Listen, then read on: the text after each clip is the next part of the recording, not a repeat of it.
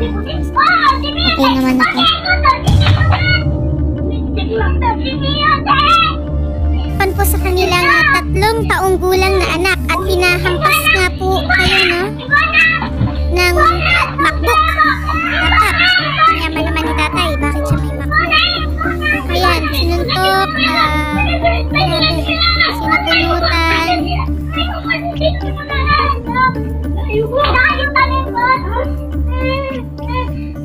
Buti na lang kahit pa paano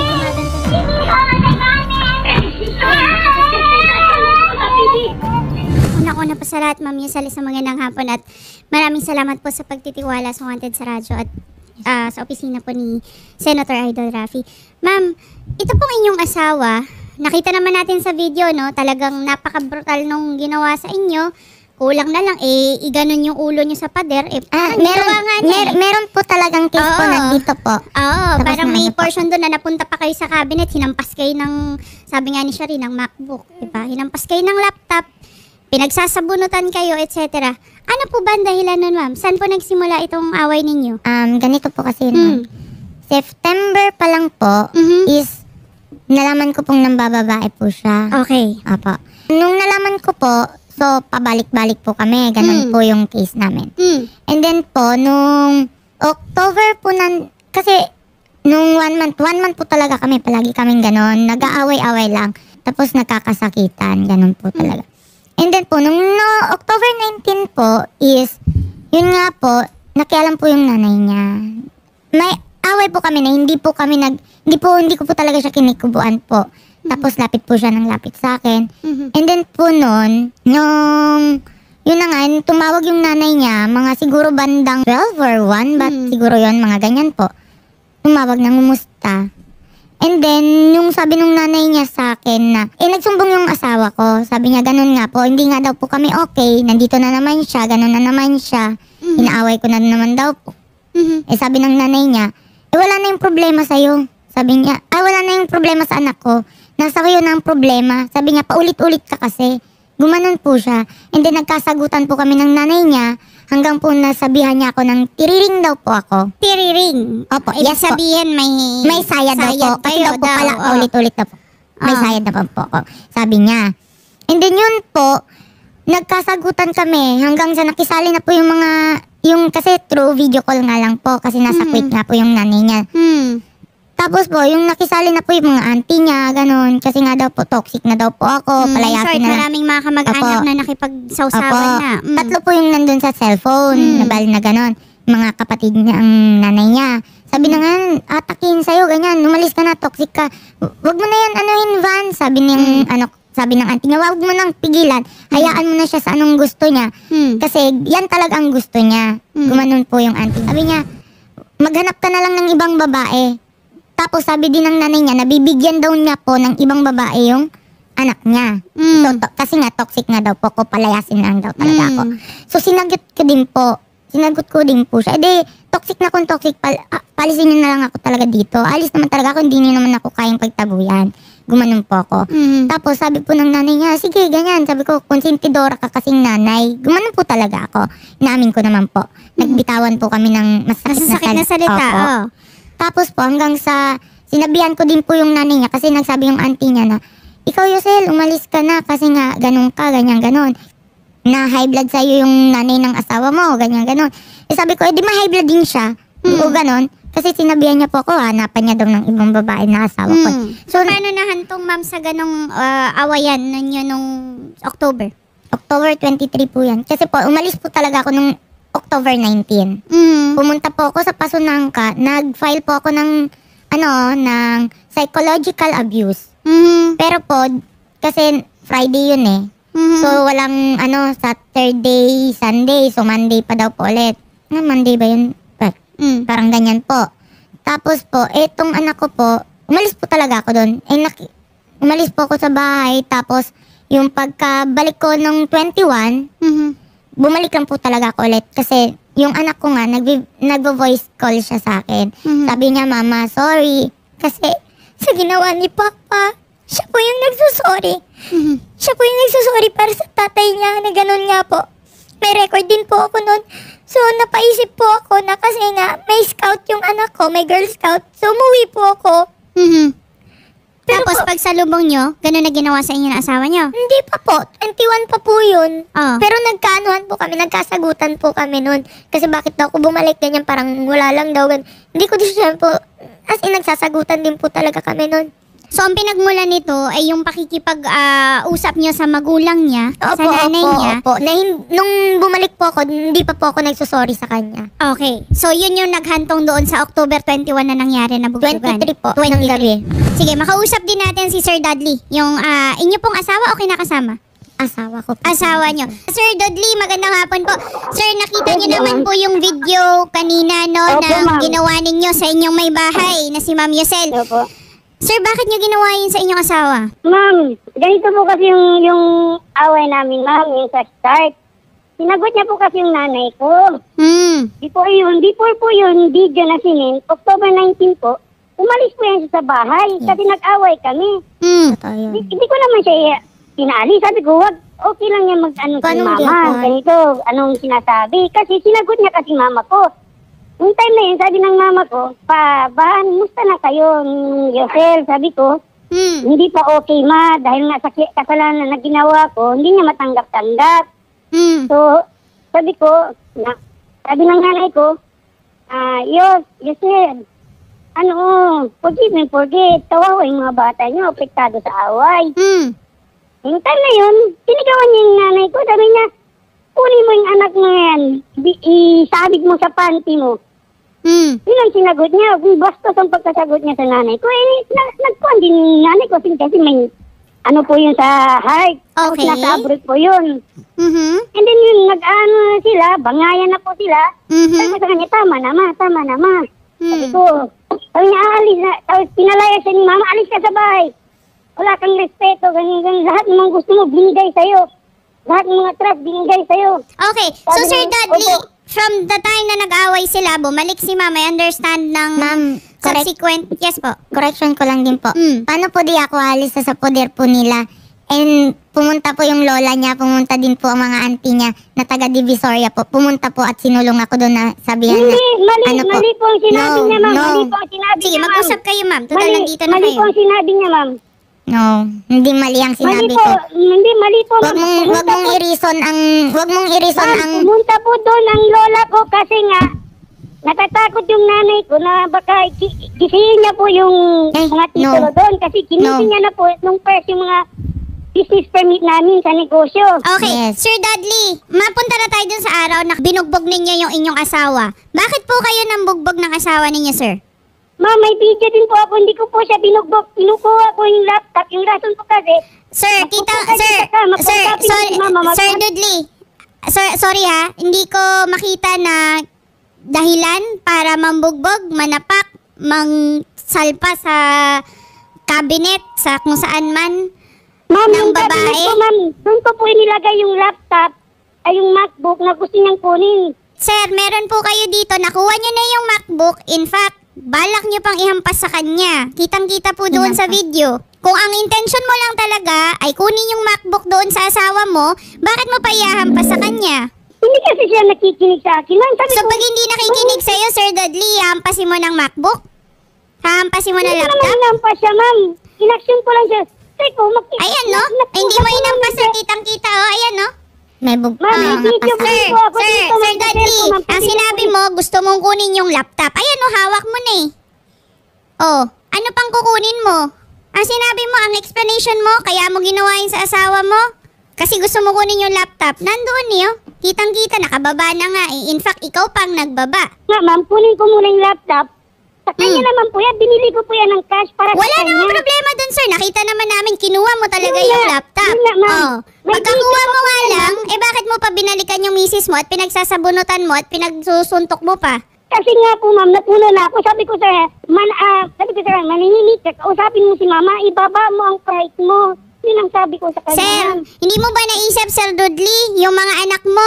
Ilan yung anak na nandun, ma'am? Dalawa po, ma'am. Dalawang bata nandoon sa sulok at rinig na rinig po sa CCTV footage na umiiyak. Dalawang bata ang nakakakita Ma'am, sa may ginagawa may mo. video din po doon, sabi ng ng panganay ko, Mama, magsabi ka na lang ng sorry.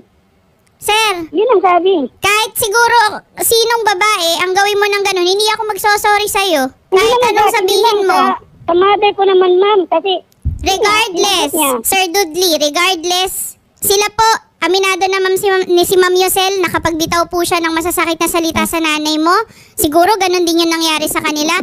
But it's never a reason. Hindi po yan sapat na dahilan para ganunin ninyo ang inyong asawa. Hindi po, bumalik din po ako doon. Sir Dudley, dadahilanan mo pa kami na kukunin mo lang yung laptop. Yung laptop nga, nandun na sa kama eh. Ma'am, may video nga yan, ma'am. Kinuha niya mga gold doon sa kwarto namin before siya umalis. Yes. Sir, kahit na may video siya, ha? Ang May pinupunto copy dito namin ako. dito, nakuha mo na yung laptop mo, nakuha mo na yung gusto mo, binalikan mo pa yung asawa mo, hahampasin mo pa. Hindi ba yon enough na dahilan para magsampa siya ng kaso sa'yo? Hindi, magsampa po siya, ma'am. Talagang magsasampa siya ng Yes kaso at mukhang desidido ang misis mo. Sir, kahit sinong babae sa sitwasyon niya, ganun ang gagawin. Pwede ba explain ko muna sa... Sige po, ma'am? i-explain niyo ang sarili niyo, sir. Opo. Ganito po yun, ma'am. Ang nangyari doon, ma'am, may ano na kami. Away na po kami noon. Yung time na umalis siya ng October 19, bumalik po yan siya ng 21. Pero 19 po, nagpal na yan siya sa barangay na kami, Psychological abuse. separation daw. Hindi ako pumunta. Sabi ko, hindi ako pupunta. Nung 21, 19 na nga po, next 2 months po ang barangay sa akin. Sabi ko, 21, okay, sige, puntahan ko. Sinasikaso ko po muna yung bata kasi may Girl Scout. And then bigla yung tumawag, babalik daw siya. Sabi ko, di ba may ano tayo? Sabi ko, kasi galit nga yan siya, ma'am, hindi niya matanggap-tanggap sa ginawa ko. And then yung time na yun, di po yan, ma'am, okay po kami nan. Hindi na po kami pumunta ng barangay, so okay na po yun. Nung kumuha namin yung 20K, ma'am, sa lola ko, kasi pambayad doon sa mga SS, PhilHealth, at saka St. Peter namin. Sabi ko, wala pa tayong booking, wala pa tayong pera. I-ano mo sa papel, lahat ng gagastusin. Kasi yung pera na yun, hiniram po namin doon sa lola ko. Pambayad Okay. na doon. So, yun na. Pinaano niya na lahat. So in short, sabi niya, Sir Dudley, sorry, medyo humahaba po ang usapan. So yun ang dahilan mo kung bakit mo siya binugbog? Hindi po, ma'am. Sabi ko, ang sabi niyo po, ba't di kailangan mo pa alam kay mama yung gagastusin? Lahat naman yun, okay, para at least maalaman niya saan ang pera napunta. So okay yung sa akin. Ang kaso lang po, ang sabi ko sa kanya, maghingi ka na lang ng sorry na. Bigla siyang naging sabi niya, ba't yung maghingi ng sorry sa kanya? Ano ba siya? Yan na naman po yung ginawa niya. Kaya, Correct. ipatang mo lang ang pride mo. Yes sir, may sinasabi. Yes ma'am, may sinasabi ka. May correction lang po ako. Sige po, lakasan niyo po yung sinasabi Nung niyo. nung umuwi na nga po kami sa bahay, galing kasi kami sa lola niya. So mga 10 plus po yun. Okay naman kami nung umaga hanggang gabi po talaga okay kami. Pumasyal pa nga po kami sa park, Pasunangka Park. Okay na po, ma'am? And then, pagkaano po nun, nung kunuha na po namin yung pera, ewan ko, kasi nasa labas lang kami ng anak kong lalaki, bunso namin. So, etong asawa ko, siya lang talaga ang pumunta sa looban. Yun po. And then po, nung pagkalabas po, parang iba na po yung ihip ng hangin. Hindi ko po talaga alam. Parang may na-sense po ako. So, nung tumatakbo na po kami, nagmotor po kasi kami, tinanong ko siya, okay ka lang? Sabi niya, ganun lang siya. Okay lang po. So nandun na kami sa bahay, tinanong ko siya, una kasi siya bumaba sa kwarto, tinanong ko siya, nandiyan na yung 20K pa? Niya, oo. Sabi niya ganun. Sabi niya, sa akin na to. Gumanon siya. Sabi ko, bakit? Gumanon ako, bakit? Sabi ko, akin na. Kasi alam mo naman ako nagbabudget eh. So parang nagtaka din ako. So sabi niya, lista mo nga. Sabi niya, lista mo nga yung mga babayaran. Sabi ko, bakit? Sabi ko, alam ko naman yan. Alam mo naman na alam mo saan napupunta yan. Kasi alam ko na. Kasi po, ako po talaga nag-hold ng pera namin. So, nung pagkatagalan po, sabi ko, Mihap, hindi, para alam ni mama. Sabi niya, alam ni ma'am. Sabi ko, bakit kailangan pa malaman ng nanay mo? Pera natin yan. Okay. So, linawin ko lang Ma'am Yosel kasi para summarize natin para po sa ating mga manonood. In short, nagsimula ang inyong away dahil talaga sa pakikisaw-saw Yes po. Yes ng po. magulang. Yes po. Tama. Yes Mapapera, kung paano pagpapalaki sa anak, o kung ano mang usapin, ikaw ayaw mo na nakikialam ang magulang niya, siya, Opo. minasama niya yon. Tama. Kasi po, siya po, lahat po kasi ng ng nanay niya, sa kanya po.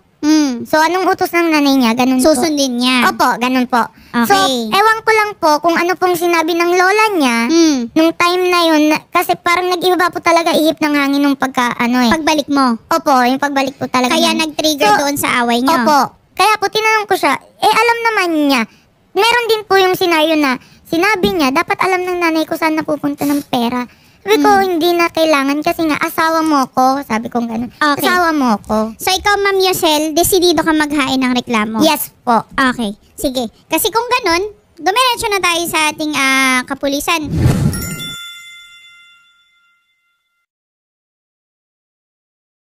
Police Corporal Cyrillyn Huayno, ang investigator ng PNP Women and Children Protection Center ng Mindanao Field Unit. Isang magandang hapon po, Corporal Cyrillyn.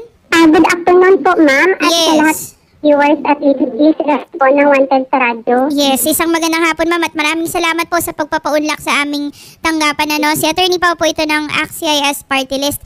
Ma'am, kasama po natin dito si Yosel Baugbog. At siya po ay binugbog ng kanyang asawa. Meron po tayong video footage na kung saan po nagpapakita na talagang siya po ay binugbog ng kanyang asawa. Although ang dahilan ng asawa niya, ikinukuha daw po yung laptop niya. Nagkainitan sila dahil sa pagkakasagutan ng nanay at saka itong si Ma'am Yosel. So medyo uminit din yung ulo ni Sir Dudley. Ngayon, si Ma'am Yosel ay nais po talaga maghain ng reklamo.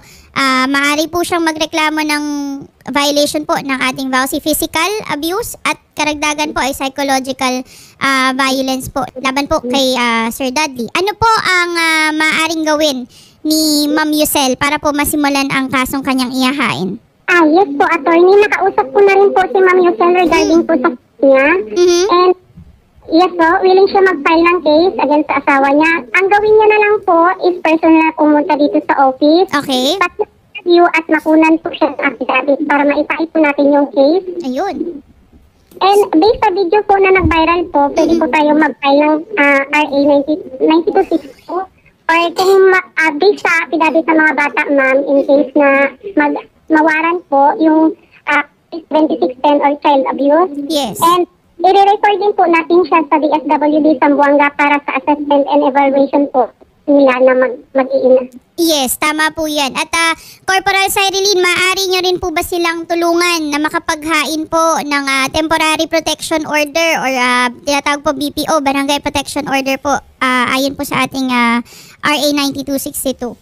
Yes po, attorney. Pwede po natin siyang ilapit sa barangay po para protection niya po. Ayun. So, yun. Ganun ang mangyayari, Ma'am Yosel. Kagaya ng nabanggit ni Corporal Cyrillyn, lumapit na po kayo sa kanilang tanggapan.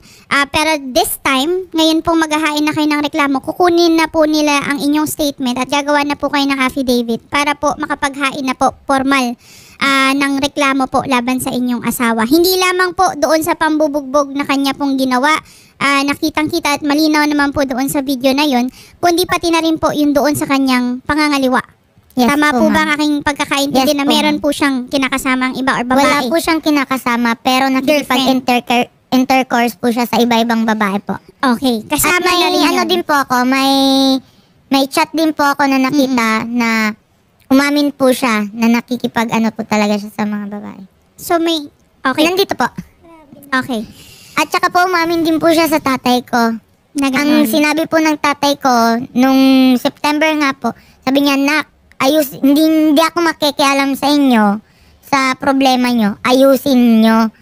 Yun nga po sabi ng tatay ko. Kaya po sabi ko po sinabi ko din po sa tatay ko na papa parang kinakampihan mo po siya. Sinabi ko po talagang ganon. Pero sabi ng tatay ko, hindi ko kinakampihan yung asawa mo na inaayos ko kayo.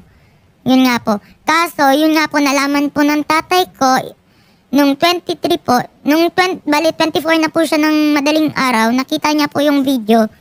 Sabi niya, umuwi na po daw ako dito.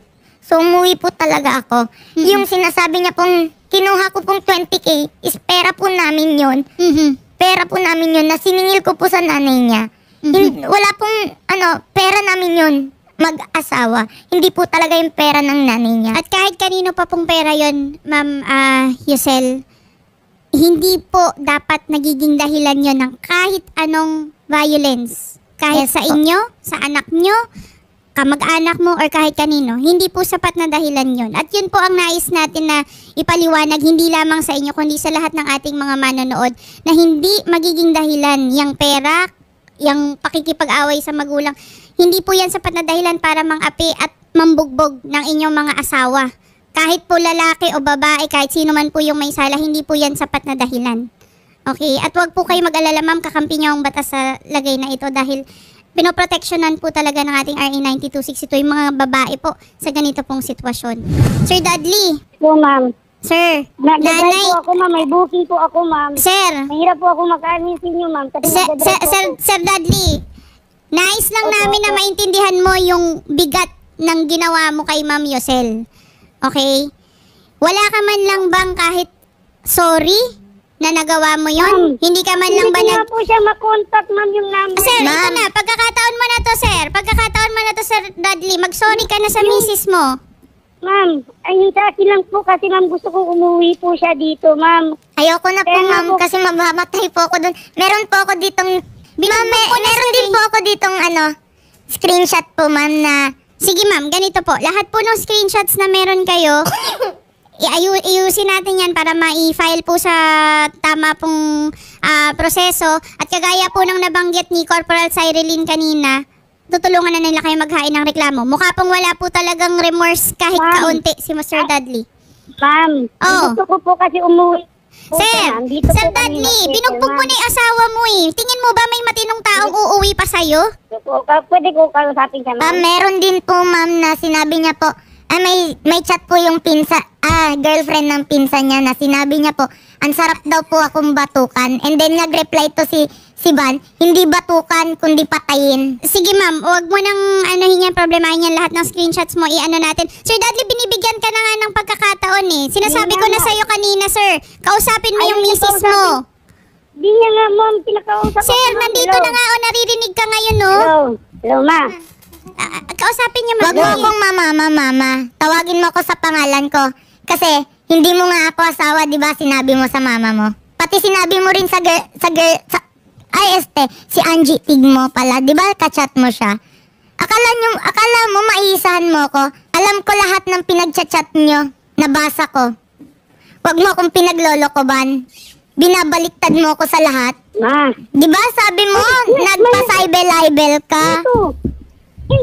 Intakto gani kita. Intakto gani kita. Puro sa kanya pwede durni kita. Ban, hindi ka kasi makawala-wala sa nanay mo.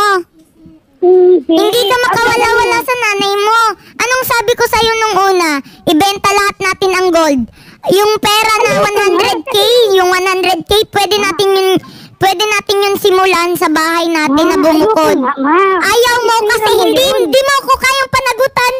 Gumawa ka ng pamilya mo, pero di mo man lang kami kayang panagutan ng mga anak mo. Sobra ka ba? Sobra lahat ng chat mo. Sinasabihan akong praning ng mga kamag-anak mo. Ano sabi mo? Kukunin mo yung result? Uwi gani. Nung nagka-postpartum ako para ako lumabas na mali? Uwi gani kumigo. Ya, okay. Ya, dengaran niyo contigo pati mama yung kwento. Ya, pwede niyo to. Pwede magkita pa saling. Okay. Umalis ako pa kasi alam ko mangyayari at maulit at maulit. Kung di tayo alis sa puder ng nanay mo. Tama. Kasi lahat sila nakikialam. Lahat sila nakikialam. Sige po. Ma'am Yosel, ganito po. Tutulungan po namin kayo maghain ng reklamo. Sir Dudley, binigyan po namin kayo ng pagkakataon. Ayaw niyo po makinig sa inyong misis. Ayaw din niya makinig sa inyo. Siguro mag-usap na lang po kayo sa harap po ng ating kapulisan. Kung saan po maghahain na po tayo ng reklamo. Doon na lang po kayo mag-explain sa isa't isa. Police Lieutenant Colonel Mario Bakiran. Magandang hapon po, Sir Bakiran. Yes, ma'am. Good afternoon po. Narinig ko lahat yung napag-usapan niyo, Yes, ma'am. At opo, pagpasensya. yung opisina naman natin, ma'am, is ready na mag-antay at magbigay ng seguridad kay Ma'am Yusel kung ano man yung araw na uwi siya dito sa Zamboanga. At kami po ay lubos na nagpapasalamat, Lieutenant Colonel Bakiran, sa inyo pong suporta dyan sa WCPC Mindanao Field Unit. Napakabilis po ng inyong aksyon. Kami po ay umaasa, sir, na matulungan natin si Ma'am Yosel na makapaghain po ng reklamo. Kami po dito sa Wanted sa Radyo ay full support kay Ma'am Yosel sa paghahain po ng kaso, at kung nais po niya na makipag-usap pa sa kanyang asawa, we'll try our best para po makapag-usap po silang dalawa. But ultimately, ang goal po namin ay makapaghain po ng reklamo. Yes, ma'am. Matay, naasahan namin yan, ma'am, na kinagagalak din namin na itulong sa amin itong problema para sa ganun ay bigyan natin siya ng seguridad. If in case man na hindi nila maayos itong problema nila, sa lahat ng support at pag-aayos niya ng kaso ay handa ang opisina po natin para makapag-file siya ng kaukulang kaso laban sa kanyang asawa. Ayun, napakagaling talaga. Maraming salamat po, Police Lieutenant Colonel Mario Bakiran Jr. Maraming salamat, sir. Salamat po, ma'am. Magandang hapon po at mabuhay po kayo. Maraming salamat po at mabuhay din po kayo.